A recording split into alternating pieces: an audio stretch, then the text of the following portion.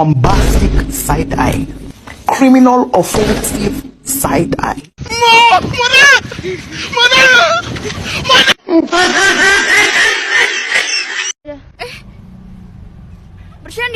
Bercanda.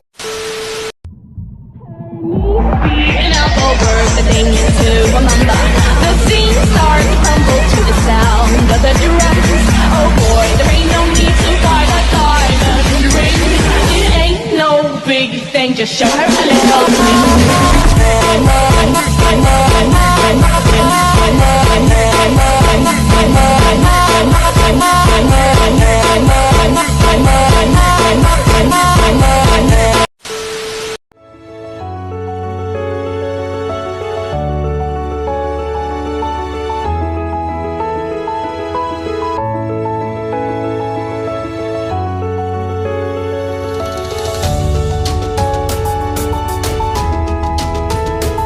Tiga tips buat Anda yang mau jadi bos muda zaman sekarang. Untuk bisa jadi bos itu bukan hanya kelihatan dari luarnya aja, tapi juga dari dalam. Ini menarik nih, tapi masa iya sih?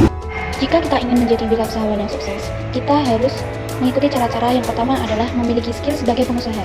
Pentingnya memiliki skill sebagai seorang pengusaha bisa menjadi langkah awal yang tepat jika kita ingin menjadi wirausahawan yang sukses.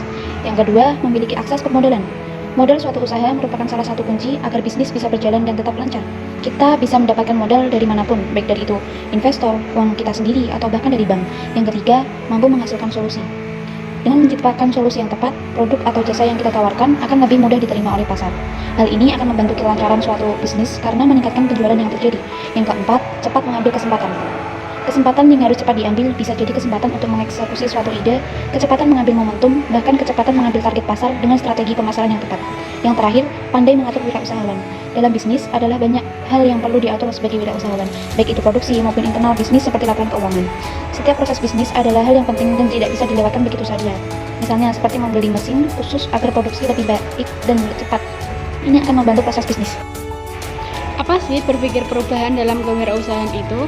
Berpikir perubahan adalah suatu keharusan karena perubahan adalah sebuah esensi dari adanya sebuah kemajuan. Lalu bagaimana sih cara untuk memahami berpikir perubahan? Yang pertama, pemahaman pentingnya perubahan dan peranan mindset atau pola pikir. Yang kedua, perubahan mindset. Yang ketiga, mindset entrepreneur. Yang keempat, kecerdasan finansial. Dan yang kelima, yaitu hambatan-hambatan yang ditemukan dalam usaha. Kemudian, apakah ada manfaat berpikir pada perubahan? Ya, tentu saja ada dong. Yang pertama, merubah kebiasaan yang mungkin dahulunya tidak baik menjadi lebih bermakna dan juga lebih baik. Yang kedua, dapat memotivasi untuk mencoba hal baru yang lebih bermanfaat. Yang ketiga, meningkatkan kemampuan berkreasi dalam diri seseorang. Yang keempat, membuat orang semakin percaya diri dalam menjalani kehidupan. Dan yang terakhir, meningkatkan kemampuan seseorang dalam menyelesaikan suatu masalah. Bagaimana kreativitas dalam membangun produk dan jasa? Dua kata yang selalu bergandengan dalam dunia bisnis yaitu kata kreativitas dan inovasi. Sebuah produk akan dibeli oleh pelanggan tergantung dari produk itu dapat memenuhi selera pelanggannya atau tidak. Misalnya, bentuknya, warnanya, ukurannya, fitur-fiturnya, juga harga dan pelayanannya disesuaikan dengan selera pelanggannya. Usaha yang dijalankan juga harus menciptakan diferensiasi dan positioning khusus untuk konsumen yang dilayaninya, seperti perbedaan dalam rasa, bentuk, warna, ukuran, dan lain-lain.